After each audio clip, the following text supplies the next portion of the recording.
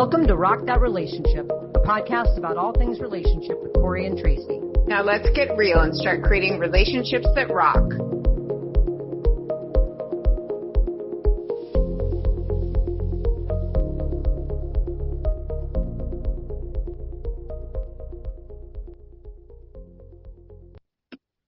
Hello, everyone, and welcome to Rock That Relationship.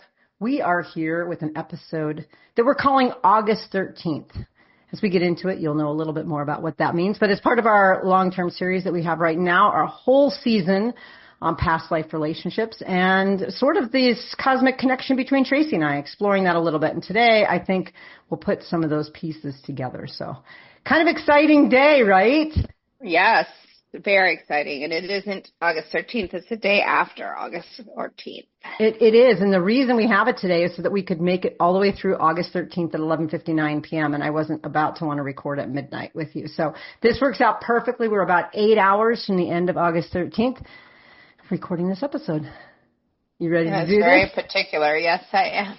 Well, it's funny because this morning I sent you this weird text where I got this picture of then and now of you. And it was like a weird angry picture of you, but no, I wasn't. Well, yeah, it was like a fake angry, and I got it yesterday, and I was like, oh my god, I used to be so thin. Look at that, I can't look at it anymore. But I also hated my hair in that picture.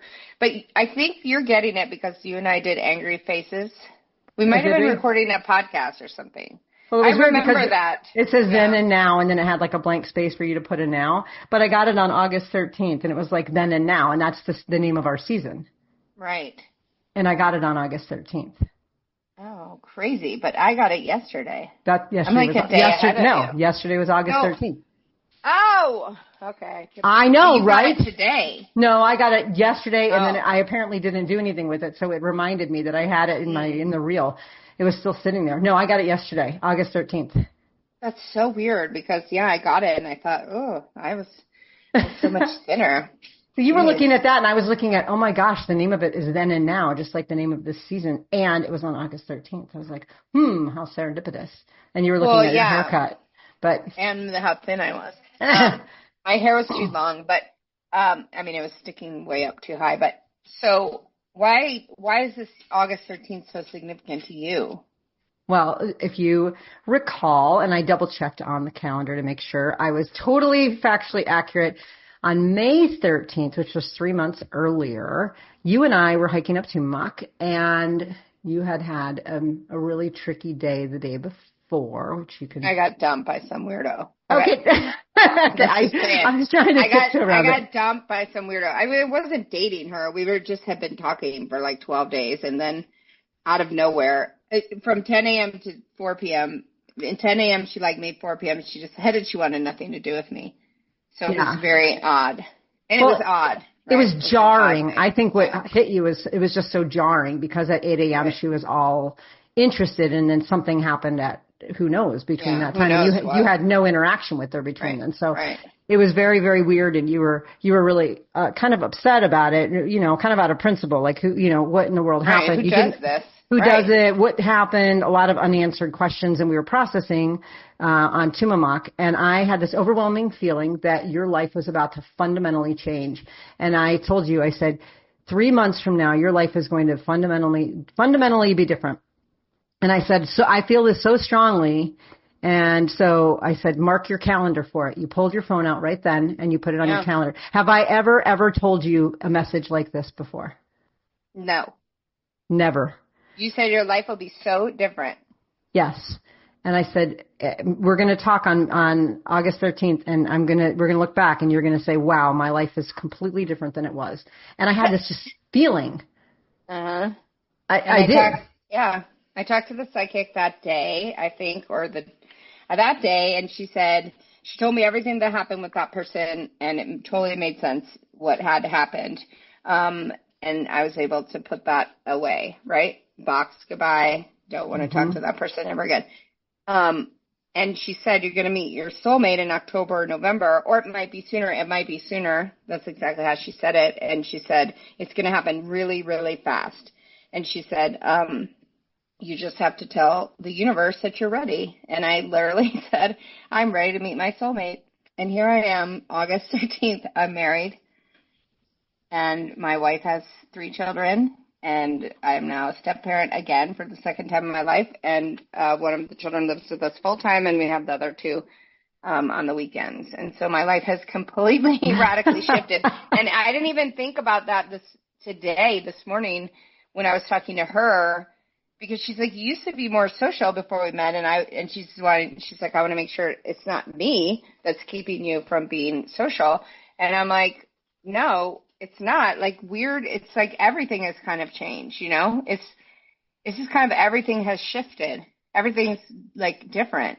And you know, last night we rode up to the highest hill in our neighborhood at night on the scooter, and we were watching the lightning hit like all these peaks that I used to hike a lot. And I'm like, I don't know if it's the dogs or what, but like that had already kind of like gone away. And it's like now maybe the universe is giving me the time to settle into this, because I'm doing this remodeling. I went from a household of 1 with 2 dogs to now 5 people with 3 dogs and a hedgehog in a 2-bedroom house, but I had expanded one of the bedrooms, so all 3 boys are in there. It's like a 2-bedroom situation, and my life is totally different. I was playing, you know, hitting baseballs last weekend.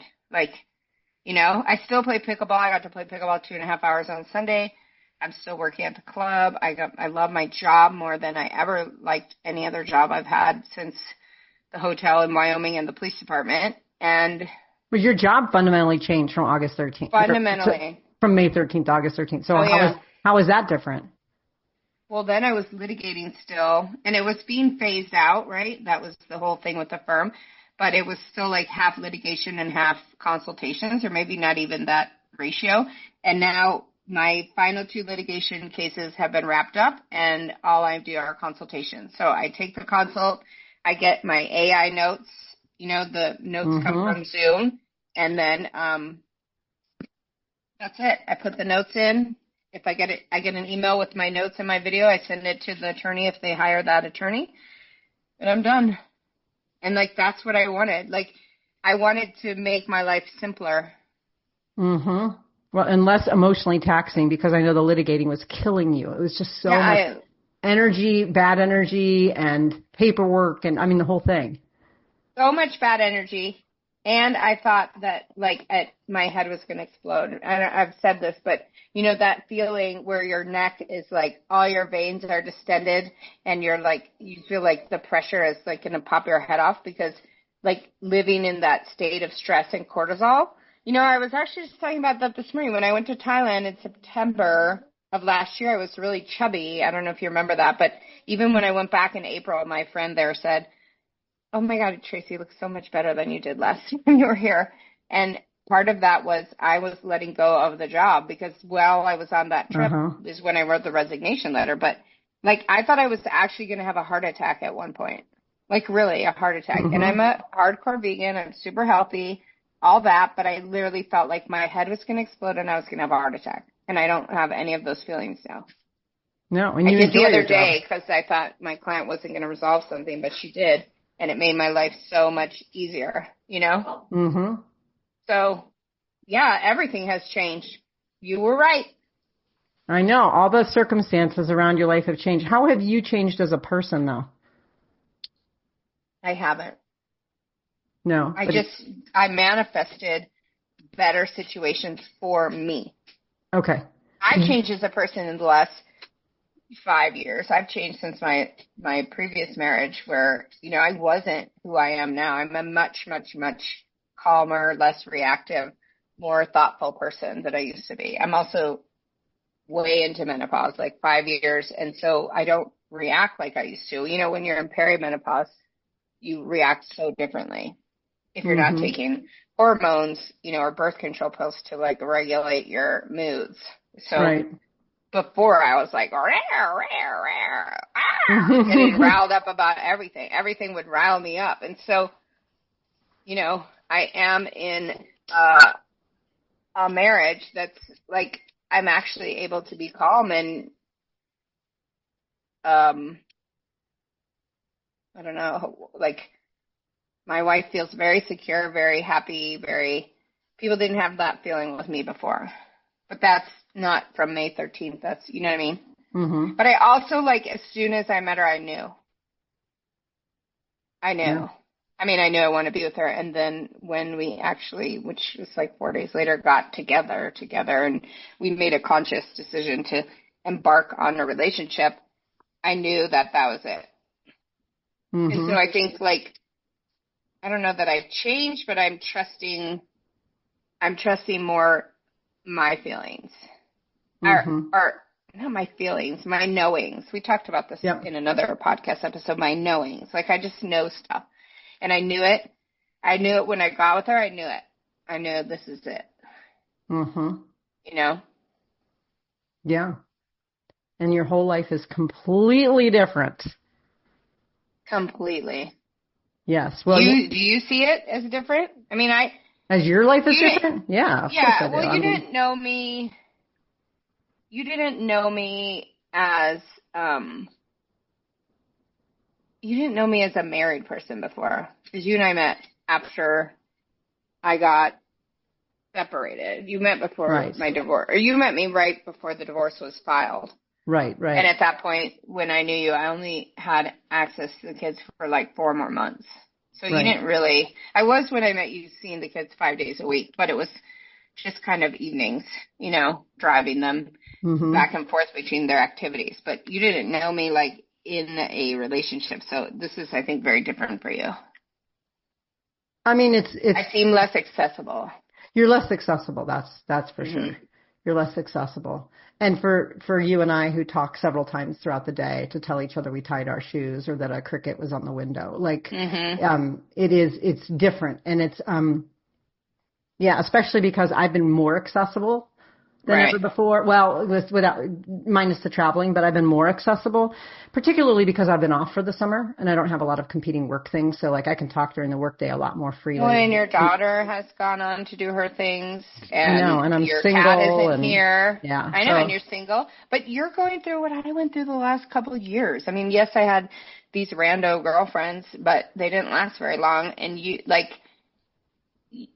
didn't, like, I was going through that while you were in a stable relationship. So we're like flip-flopped again. Yeah. But you're following me because I know you're about to get into a secure relationship. Well, I know you feel it deep in your bones. I see it, yeah. And you keep telling me that. Well, I mean, it's interesting because when we've talked to all these different, like, intuitive people, particularly this season, but just in general, you know, the idea that you and I learn things or experience things in tandem, even if they show up very, very differently, right? So, or like months off. Yeah. But I mean, in this case, I've also gone through a lot of transition since May 13th, like more so than I normally would have. And it's been interesting because some of it's physical circumstances like yours, like, you know, I mean, I was already broken up, so that's not a thing. But, you know, my daughter's left for Germany, and that was different. My car finally broke down. I mean, people have been bugging me for years to get a new car. I got a new car, which is sort of a changing of the guard. It was like a new chapter. Yeah, because you had these awful, I mean, you love them, but they're like these cars that were so uncomfortable to sit in and old. And like, well, not old in like a cool way. I know. I still have one, but I did. For your daughter, good. She doesn't need a brand new car, but now you have a brand new car that actually looks nice, that actually, it's nice to go in. It's nice to see you in it. And it actually has like what are called modern conveniences that make your life easier. And I don't have to listen to your headphones crackle, crackle, crackle against your jacket while you're driving. And you have like 12 cords coming out of, you know, the cigarette lighter. I know. And it's all good. And now I have a car that's reliable because both cars are breaking down this summer, and I hadn't really had a lot of mechanical issues with either. I just had a really kind of tricky summer trying to, I guess we would call it like kind of a cleansing summer. I went to Iceland. I called it my healing moon because everybody was on their honeymoons. I called it my healing moon. But I feel like the whole summer was my healing moon. I sort of just recalibrated and figured out where my values were, my priorities were, where my investments needed to be, both monetary and personal. I kind of, you know, I reached out. Remember, I got on Bumble BFF. I made a whole bunch of like really cool new friends, and I went to Iceland. I made some cool new friends, and I've just been I joined the softball league. You know, so that's where I feel like me being busier allowed you to have that space, which is what you needed. Because I was trying to move us away from a particular group of people anyway, and I already had exited kind of emotionally, and I was trying to like steer you that way. And so this actually, because of the series of events, got you to like branch out, which is weird because you're already a person who's really out there.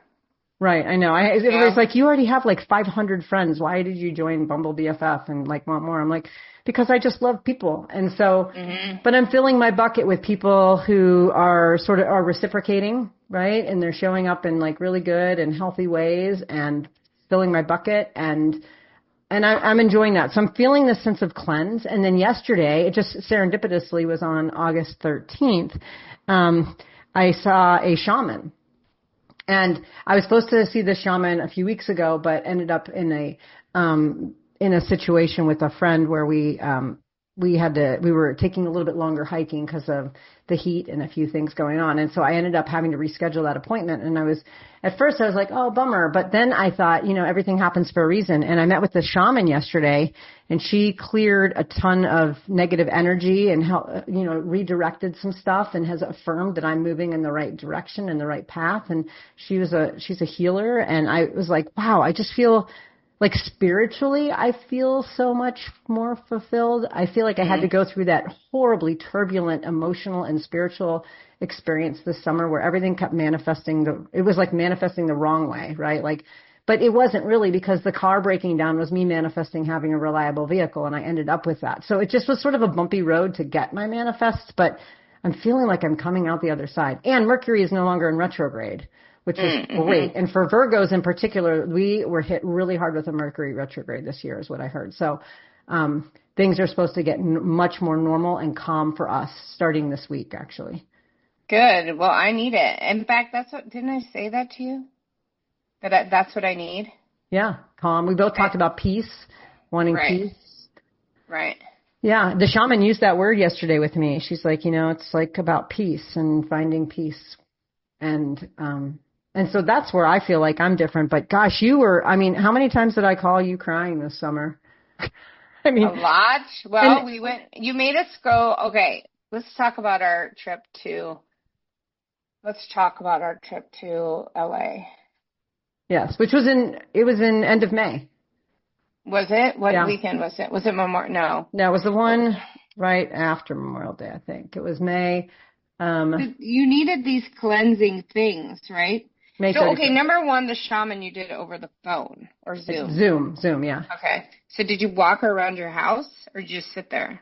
No, I sat there, and she kind of did her own like self-perception where she closed her eyes and she just felt the energy that was coming through me from the house into her. Well, you should put that. People should know. People should be able to contact her. You need to reach out. She was absolutely amazing. And she is intuitive. So she was telling me things that there's no way she could have otherwise known, about what energy was in the house, why it was there. I mean, like I knew as soon as she said things, I was like, I know exactly what you're talking about. And we had that experience also with one of our recent podcast guests, Marv. Yeah. He knew, like, it was so interesting. Like, he got our dynamics so right. I know. And even when we met with the astrologer, Susan, and she had talked to you about being kind of one of the earth, like some of these people are just picking up on things that it's like recurring themes. So with the shaman, I was like, not only did she have kind of recurring themes to validate her, but then she pointed something out, which was very, very interesting to me, just about kind of karmic partners and my soul contracts and things I hadn't thought about before that were really unique and put things in perspective for me. And no way she could have known certain things. So even for those people out there that don't believe in this stuff and it's the placebo effect, it made me feel better. And that's the whole point. But I really do believe it. I do believe about the energy because I literally, when she was doing a clearing of me, Tracy, it was the weirdest thing. My body started feeling warm. Like it started to heat up as she was doing the clearing. And then as soon as she was done, I just was warm. Like, it's like she took all the cold, negative, like energy out of my body, and it left me with only warmth. I physically felt that as she was doing the clearing. Wow. Yeah. But she also, that's the thing, she did some cord cuttings, and I had cord cutting done for me that I didn't even know was done years ago by our psychic, our shared psychic. She told me after the fact, because I said, oh my gosh, this person has just basically disappeared. And she's like, I told you. And the other person said, I told you that would happen if you stopped, feeding the narcissistic behavior. But the psychic actually said that she cut the cord between me and that person. And I felt like, I didn't know that had happened, that she had done that, but I literally felt like that person just, gone. Yep. Like, disappeared. Like cutting a balloon string. Goodbye. Mm-hmm. Like, never have I had any interaction with that person again. Like, there was so much intense interaction for months and months and months, and then, nothing. And then gone. Bethany told me it's because I put up boundaries, which I did, right. But the psychic said she cut the cord, and I do feel like there was some very, like something happened behind the scenes, Right, like energetically. Yeah. Yeah. Because that all just dissipated, just gone. I agree. It was interesting. We had done, you and I, when we recorded our episode and we did our own little cord cutting, we did a pretty effective job at it, because yesterday when I did that with the shaman, she was like, that particular cord was right. Very, very weak.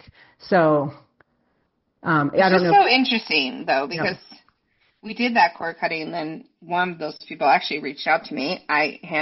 Because people reach out to me for legal stuff, and I handled it. And there was no further, I don't care to be invited to your things. I don't want to be a part of the group dynamic anymore. So for me, it's like taking myself out. And it is interesting because while you've gone through this period, which I really believe, and I did say this to you, that I really felt that you needed to spend some time by yourself in order for you to then move on to the next phase, which I know what your next phase is already. And I've been wanting you to go that way. And I really felt like we had to have a little bit of less time together, because you needed to not be because you tend to hang out with particular people a lot. Mm-hmm. And I felt very strongly that you needed different people. Right? Yeah. And I got different people. And I didn't always hang out with people. I spent a lot of time alone. It ended up being that Iceland trip for the first 5 days, I was completely by myself.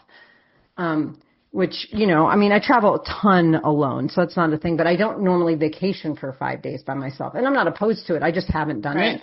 And it was absolutely exactly what I needed, and to be in that space. And I've spent a lot of time by myself this summer.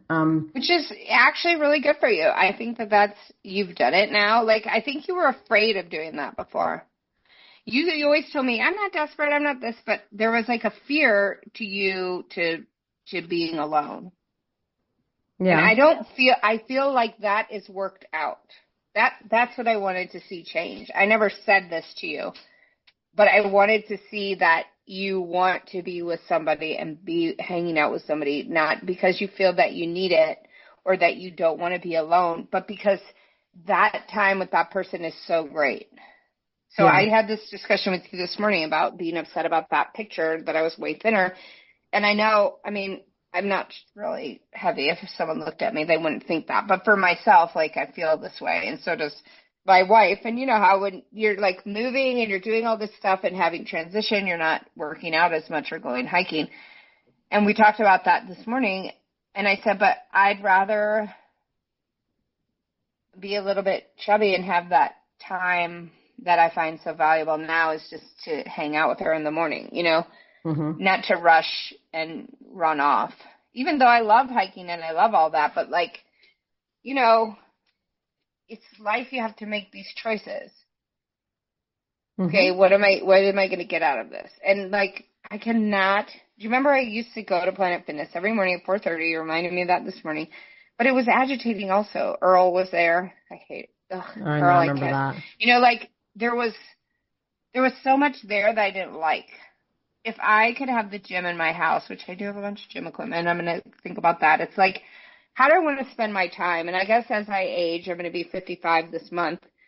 I don't care. I want to spend the time the way I want to spend it. Yeah, okay, sure, I need to get fit, but okay, I play pickleball. Like, isn't that good for aging? I can do some push-ups at home. Like, do I need to subject myself to the early morning crowd at Planet Fitness? And just, I don't know, something about going there other than using the hydro bed just bugs me.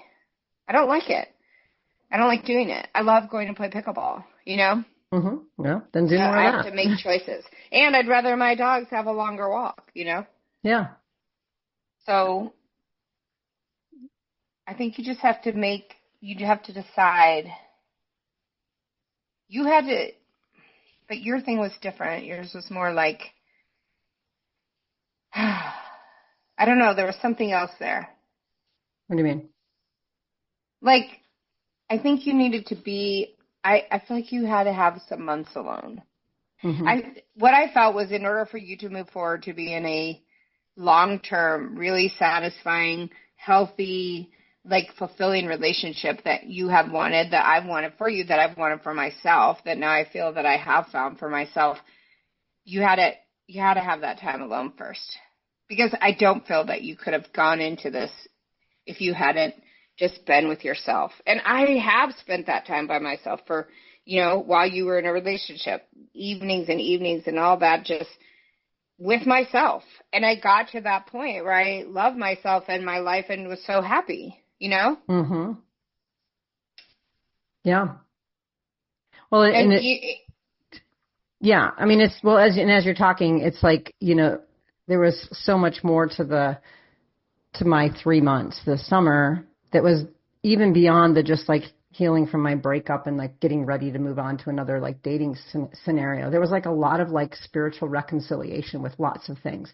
There were people I was, making amends with, and other people I was cutting ties with, and other things that I was just sort of cleansing my spiritual plane, and having to do that in ways that had nothing to do with the breakup. But I think that being by myself and not partnered allowed me to like do that work that maybe I had been preoccupied. I mean, some of it didn't come to fruition until this summer. It all kind of hit, but like yeah, because everything. You were preoccupied and you were feeling this need to be with someone. Yes, but I think that crowded out some of the other healing that I needed to do that had nothing to do with like romance. Right. Mm-hmm. Like, still kind of reconciling my mom's death, trying to, figure out, do I want a pet? Trying to figure out, like I've been toying around with joining the softball league for like 2 years. And I finally was like, I really just want to do this. Like coming to terms with what I want, who I want to spend time with, where I want to go. I decided to plan a trip to go to Romania in October, and I'm going to hike the Transylvanian Alps. And I hired a private guide because I'm like, there's no group that's going when I'm there. And I'm like, I just want to go. And then, I was talking with one of our friends yesterday, and I said, you should come. And it just so happens to be fall break. Her kids have coverage. She's like, I'm totally going. So we're making it happen. Mm-hmm. And it was like, I'm just sort of like recalibrating and thinking about what do I want out of this life? I remember I jumped on the project I was going to do called 51st Hikes, which was an awesome project to like get back out dating when I was ready. And I designed this whole project, and I didn't execute the project as imagined, but what it did is it threw me into this whole idea about what is it that I'm really looking for in a partnership. And I mean, it was just a lot of sort of soul searching that happened. And again, like, about half of it had absolutely nothing to do with like romance or like trying to find a partner. It was just about. Yeah, but you did have to get over some of that. That's why I brought up LA, and then for some reason I probably lost my train of thought. But your hike thing was your 51st Hikes. We went to LA to go to the West Hollywood Pride, and when we got there, I'm like, this is obviously not our crowd. But we had to drive 7.5 hours there and 7.5 hours back at a minimum. And that actually gave us the time to write up the podcast season and do these other things. But when we were there in West Hollywood, we had some really good talks that needed to happen for you to like, because I'm like, what is it? What is it that is bugging you? Like, get to the bottom of it. Like, because you were not resolved. And I really feel like that walk after we went to the Italian restaurant back to our hostel was like key to moving you forward, because there was something stuck there, and it I don't know, it had to come out of we weren't arguing, but I was just like, what is it? Like pushing you. And then I pushing burst you. into tears and I talked through it and figured it out that, you know, whether my exes who might be listening believe this or not, I just felt like in my past relationships, I've given a lot more emotional, like done emotional labor and given a lot more love than I've received. And whether that's true in their mind doesn't matter to me. What's true in my mind is that it matters to me. That's my perception and I'm feeling exhausted from it. And it's not just it wasn't just in romance. It was like friendships too. We talked about that. Why do I continue to give more? Like, it's not just about me as the one to pick up the phone and say, let's hang out. It's the emotional labor of friendships. It's the emotional labor of a lot of things, of work projects. And I'm like, why do I show up and other people don't show up back for me? And it was like, that's where the cleansing started, Tracy. That's where it was like, okay, who am I surrounding myself with? And I was looking at this notion of reciprocity, right? And I could start to clean house a little bit and say, okay, it's okay if something isn't reciprocal. I don't need it right now. And that's okay too. Like, you don't have to hold on to something just because it was once there. See, that was the purpose of that trip. You thought it was for your 51st hikes, but it turned out to be because you had something that only someone who could know you well could get to the bottom of, and we had to have that time of isolation, really, of us being in the car, you know, even though I was talking to Sarah a lot. Even though you texted her every 15 minutes, you were either texting or calling with her. And then the one time that you do let the call go to voicemail after I gave you the death stare, there was actually a rattlesnake on your front. Yeah, exactly. And then I was like, oh my God. It's like the boy who cried wolf. I'm like, if she wouldn't have called you 400 times before, you would have been like, oh my gosh, I've got to get this call. But we did have a discussion of that also. It's like, what are our expectations? That led to a whole nother topic of conversation about what are our expectations for spending time with other people, right? And I told you, like, we had different expectations always. And I think that's the thing about, it's the same thing about life. If you're going to be by yourself, if you're going to manifest what you want, if you're going to be with friends or whatever, you need to say, set your intention. What's my intention for this? What's my intention for this trip? How am I going to be in this? You and I had different ideas, and I'm a person who's never disconnected. I have my phone on me 24/7, and I always will. And that was it. That brought up an interesting conversation between us. But that was on the way home. That was on the way home. So that was a whole other thing that I think was really important for us to talk about. And, like, all this of having, like, everything that happened, those conversations that we had in LA really moved you forward. Yeah, they really did. I mean, it set the tone for this idea of my spiritual and emotional cleansing, which I feel like. You're so different now than you were when we left for that trip. Not because I feel like that. Yeah, you're like, your energy is different. You're different. Like, there was like I don't know, it was like, there's either so much, it wasn't anger, it was like angst or upset or something, like a lot of it. That is not present, maybe weighing you down or making you like a certain way, that I felt like that had to be cleared out. So it did get cleared out. That trip was the beginning of it. It was. And then there were a bunch of hiccups that happened between that trip and other things, just like really big, what I thought at the time might be setbacks, but were really push forwards. And then got me to the place of the cleansing yesterday. I mean, the work is never done, but I really feel like I'm over the hurdle. And like, I went out, you know, with our friend Jill last night, who said something very similar. She's like, you've made it through the hard stuff. Like, she said, I think she said her words were, you've come out the other side. And so I feel like it, because remember I was telling you I've been manifesting peace, and I feel more at peace than I've felt in a really long time. It feels really nice. And I know for you, you feel, you know, kind of more like assured and secure, and like you know you're where you're supposed to be. Right. And you're exactly there. Yeah. I feel that I have gotten to where I want to be, to have the things that I want. Like, I had that discussion with her this morning. Like, this is what I want. This is where I want to be. This is everything that I want. And like, I don't feel that I'm lacking for anything. And yet we can build on these things. Right. Exactly. You're about to be there. Well, I'm already there in so many spiritual ways. Mm-hmm. I feel really, really at peace. And so that's why I'm also not rushing anything. Right. Like, have you noticed I'm not rushing anything? Right, I have. I'm pretty impressive because my book was all about rushing. But isn't that interesting that was it Marv or was it somebody else said you were like the boss in the military? Uh-huh. And that I've been it was Marv, and then I've been achievement oriented for many lives. And then Susan said the same thing. I've been achievement oriented in many lives. But that whole thing about the general versus the Zen master, right? Yep. Like, yeah, it's like, it's part of me. It's like ingrained in me to want to just like take charge and move ahead. And that's my happy place, my comfort place, I guess. Which works in career stuff, but maybe not in relationship stuff.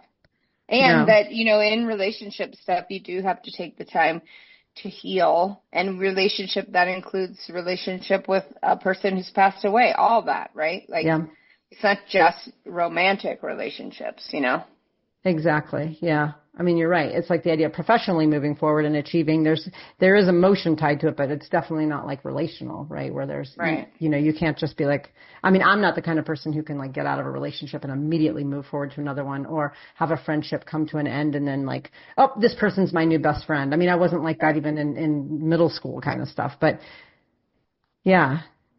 So I'm just taking it much more in a peaceful way. And I'm also letting things just unfold. Like if, I was planning on going to Romania anyways, and then I just had mentioned it to our friend, and then she was like, that's awesome. And then I was like, you should come. Like, it just felt natural. And then this morning we were joking about, I said, she goes, everything has been so easy. She goes, like, transitioning to come on this trip. She's like, boom, boom, boom. And I said, I know. I said, within 24 hours, we've like made this happen. And I said, easy peasy meant to be easy, right? That's right.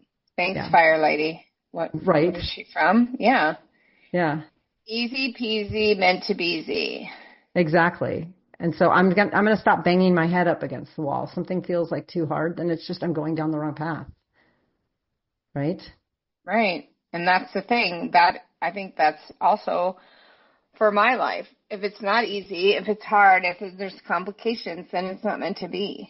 Right. But you have to also, there's a lot of learning in that as well. So it's not like we should discount those things or not have those experiences, right? But I think the feeling of when you've gotten to where you want to be, it.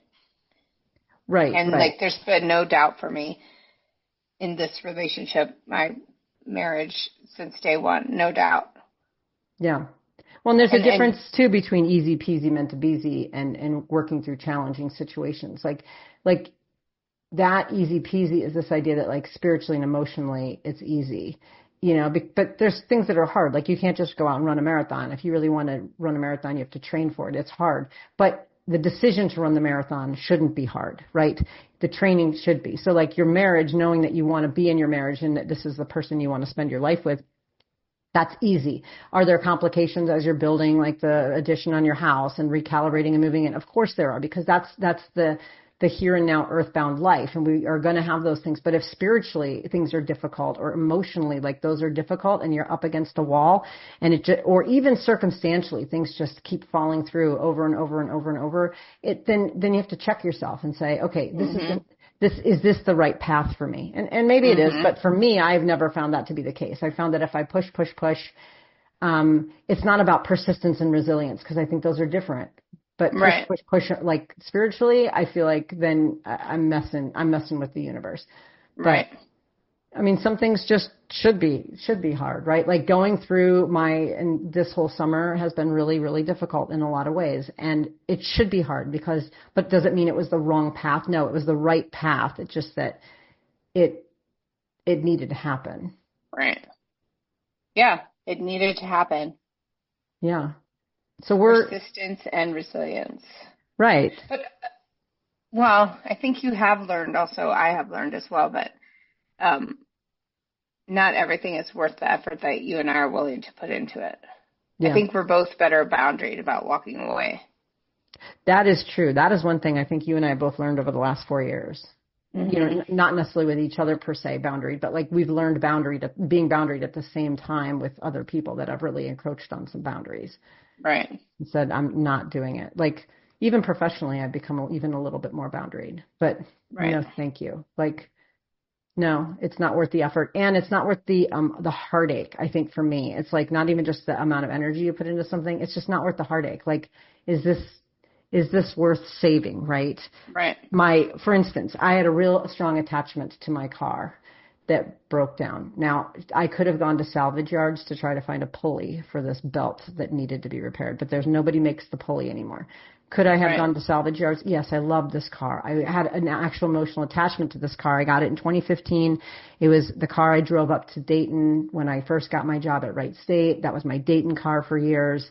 I had an emotional attachment to it. It was the car that I taught my daughter how to drive on. It was the car she first drove to school. I mean, this had a lot of emotion wrapped up in it to me. And so getting rid of that car was really, it was a heartache. But at the same time, it was like keeping it was even more of a heartache because it kept letting me down. It wasn't reliable. I didn't know where I was going to find parts. I didn't want my daughter driving in it and having something happen. And so what started as something that filled my bucket, it stopped filling my bucket. Right. And I had to be okay with letting that car go, even though I had memories attached to it.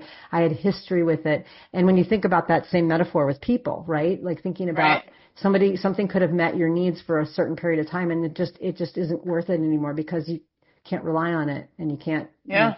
It's just not in your life anymore. And it's not that you need to get rid of the old and replace the new, but sometimes things just don't serve you the way that they did before, and you need to walk away. And I did. Yes. I did, and I sold that car to CarMax for $600. I was so sad. I was like, "Can you just give me $100 more?" They're like, "No, we can't." I'm like, "Oh my gosh, I just got new tires." But then I let it go, and guess what? I haven't really thought about it. Yeah, exactly. Do you know what happened? I had the painters come to my house, so they did my whole house when I moved into it 4 years ago, and I had a Subaru Forester. It had like 156,000 miles. It was starting to have issues. And I just didn't want to deal with it. And it was a bigger car than I wanted or needed. And I ended up selling it to one of the painters for $4,000 cash.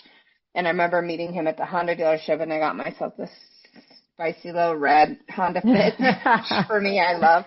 And I was like, woo, I'm getting rid of that ugly white Subaru, and I'm getting this cute little red car, this sporty little car. And they came this week to finish the bedroom edition. And he drove that car here, and before he came, I was talking to the other painter who's the boss, and I'm like, oh God, I bet Danny hates me because he bought that piece of junk for me. He's like, no, he loves that car. He's put 150-something thousand miles on it. So when he showed up, he was like, I love this car. I've doubled the miles. And I went to move it because it was in my way, and I thought, oh, maybe he left the keys in it. And I opened the door. I'm like, oh my God. It was like filled with paint stuff, fishing stuff. Bowls, bongs, whatever you call it, bowls. Like, I was like, oh my God, this car looks nothing like when I had it. But it's like served him so well. Yeah. And, he, like, that was my hunk of junk that wasn't working for me. And now it's his dream. He loves that car. That's so funny. Did you have any memories of it? Were you like, have any nostalgia, or was it No, I was so glad to be done with it. Yeah. I'm so glad that I sold it. And, like, that's the thing is he got enjoyment out of it. He loves that car. Yeah. I looked at it and I thought, oh, it's ugly. It's bulky. And then I opened the inside. I'm like, wow. And then I get my cute little red car. And I'm like, wow, right? Like, sometimes it's just we have to let things go. I drove that thing all over the country and took my dogs in it who aren't even alive anymore, and no, nothing. I felt zero, nothing. Well, there you go. Yeah.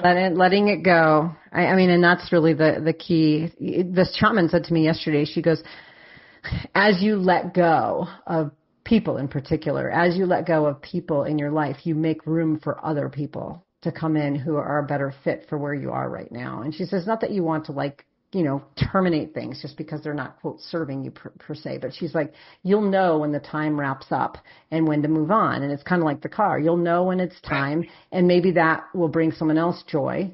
But understanding that if you don't have the vacancies, it's hard to bring in new energy. So like, until I would sell a car or would be willing to sell a car, I wouldn't be able to go get a new one. And so like, again, it sounds kind of callous, like replace the old with the new, but it's not that. It's about just knowing when something has run its course with you, and it might not have run its course with someone else. Like, as you said, Right. with the car with someone else, right? It's run its course in your life, and it's likely that if it's with people, both people probably feel it. Both people Right. probably know it, and it's okay to part ways. It's okay to let go of things. It's okay. Like this summer, I was like on my basketball team, but I missed every game this summer because I was traveling on a Sunday.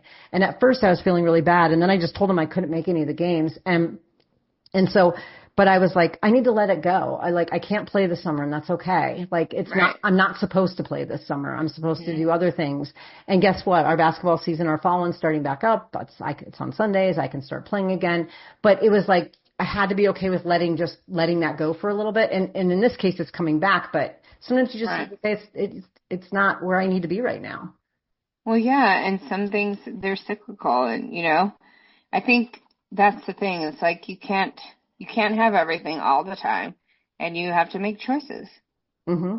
And that you don't have to persist in trying to make something work when it's just not going to. Yes, exactly. Like, I mean, you hit the breaking point with your job. That's right. When you wrote the resignation letter. You said, I cannot make this work. Yes, you could have physically continued to show up at that job, but it was killing you on the inside. So you couldn't. And sometimes we just have to say, we have to let it go. And that's a hard pill to swallow. And I did a lot of letting go this summer. So like I said, so circumstantially things look different a little bit. Like, I don't have a partner living here, and I don't have a kid living here, and I have a new car, and I, did some traveling and stuff, and I'm on a softball team. But other than that, like spiritually, it's where I've like learned to let go and just say, okay, not even just let go of like people or circumstances, but let go of the feelings that are associated with the things that are hurtful. So like, I've experienced, as has everybody experienced, hurtful moments. And I was clinging on really, really tight. And then I was reading Mel Robbins' book, the Let Them Theory. And it was like, let them do what they need to do. Let you do what you need to do, like the let me part of it. But the part that I really liked was that we have to also let go. I'm making myself upset about this.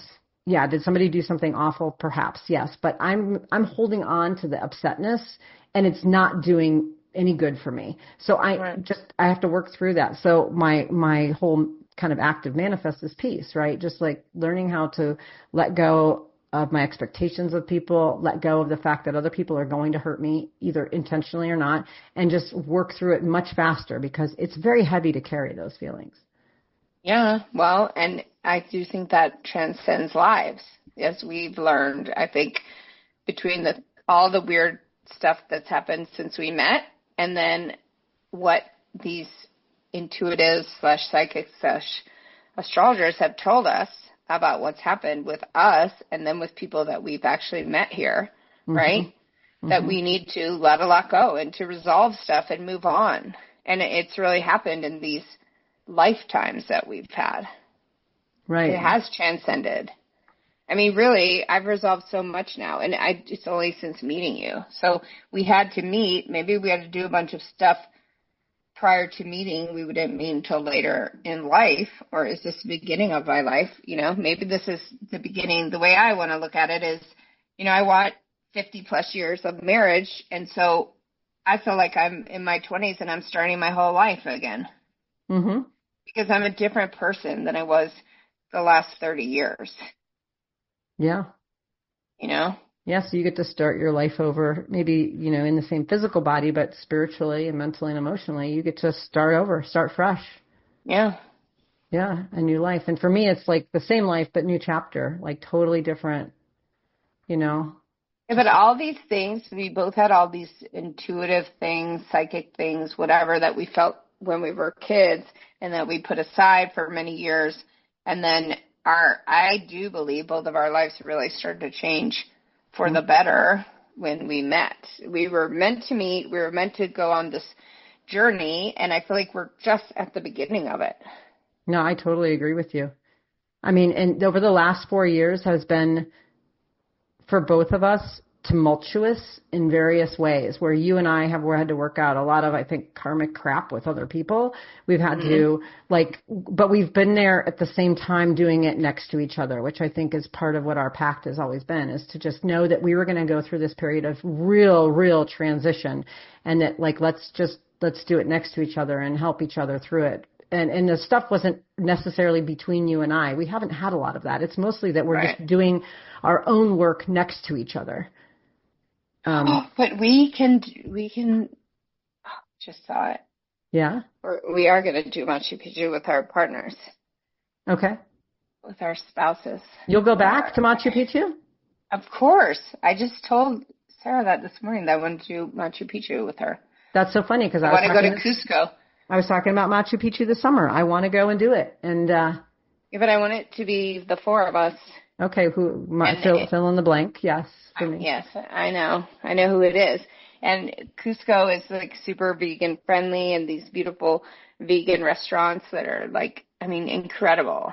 So yes, we will fulfill that, because it'll be the entering of a new era of peace and stability for us, and satisfaction, security and satisfaction.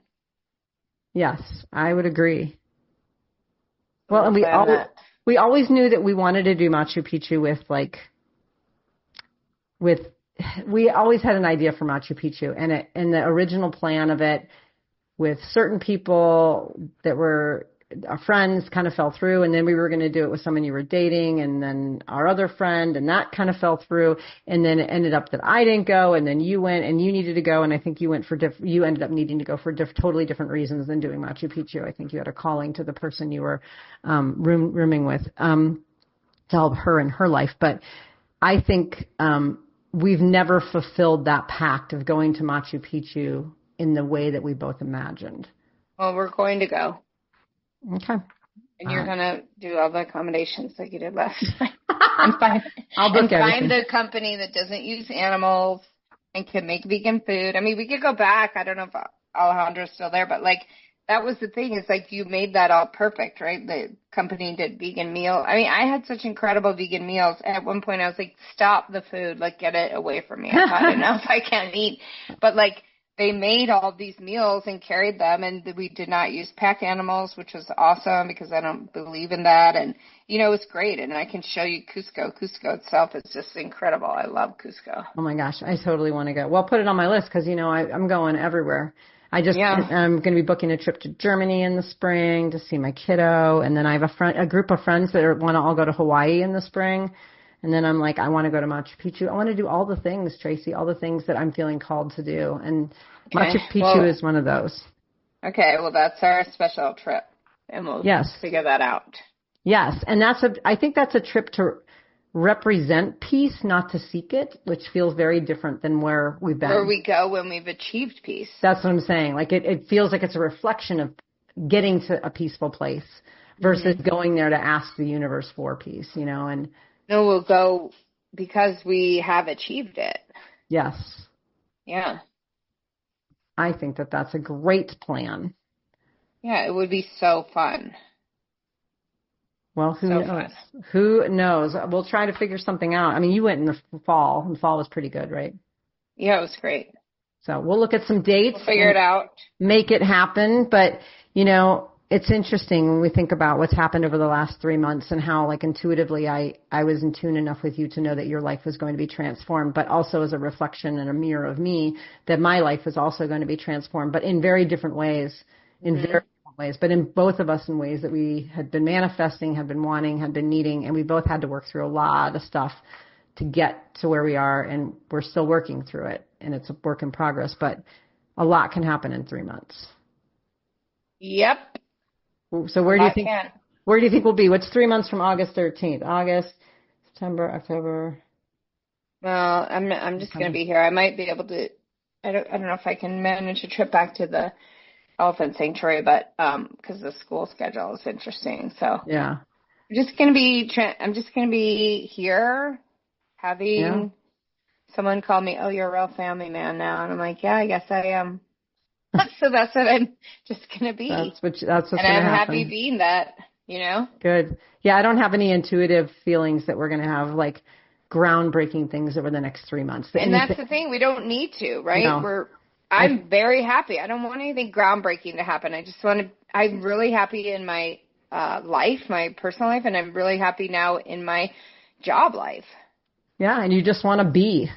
Yeah, I'm not interested. I'm not like constantly climbing or constantly trying to change or, you know, if I found something, I want it to be. And even that with pickleball, like these people obsessed with doing tournaments and all that. And, you know, for a little bit I contemplated. I'm like, how am I going to fit that in? And do I want that? No, I have no interest in that. Like, right. I just go to play pickleball because I like it, because it's fun. And sure, I play competitively sometimes, but I don't want the life where I'm like, oh my God, I have to get to Mesa. I need to get to this tournament, or I have to fly here. No. I want, you know, as you know, my time to be spent either my travel time to be to Thailand or places that like actually I feel like add something to my life. Well, then you've got 3 months of just enjoying life. I'm going to have 3 months of peace, of just peace. And whether that summons in new people in my life or hopefully no more new cars, because I really like this car that I have. But yeah, your car's great. I want just I'm going to have some adventure, but I don't foresee these next 3 months being like emotionally, mentally, or spiritually tumultuous. It's just going to be like life is just going to keep unfolding. I mean, things might be different, but I don't feel like spiritually transformative like they've been. Right. So. No, I think we've gotten to that place. I feel like we can just keep enriching that. Right. Like that's the thing. The spiritual thing, we could just keep adding. Like I want to do more of that. I keep thinking I have to order Gaia TV because there's so many great things on Gaia TV. Right. And my wife and I are going to do this Jewish thing on Sunday nights and learn about Reform Judaism. And so like, it's not that we have to be achieving anything. We can just be learning more. You know? Exactly. Yeah, exactly. Everything doesn't always need to be toppled over every 5 minutes. Well, Are we done with that? Let's just be done for a little while and just ride this out for a little bit and keep building on it and learning and reading and doing the classes, and I'm going to groups and, you know, and let's just do that and keep bringing in people that are really wholesome, good, quality, supportive, loving people in our circle. And I think we're going to be set. Right. Wow. Good. Well, that's a wrap, isn't it? It is. I mean, this is awesome. So, it's been a very interesting season of all sorts of, I guess, validation, new insight, and certainly for you and I to process through lots of cool stuff. So, I'm hoping our listeners enjoyed this season as much as I did. So, but until our next episode, everyone, go out there and rock those relationships.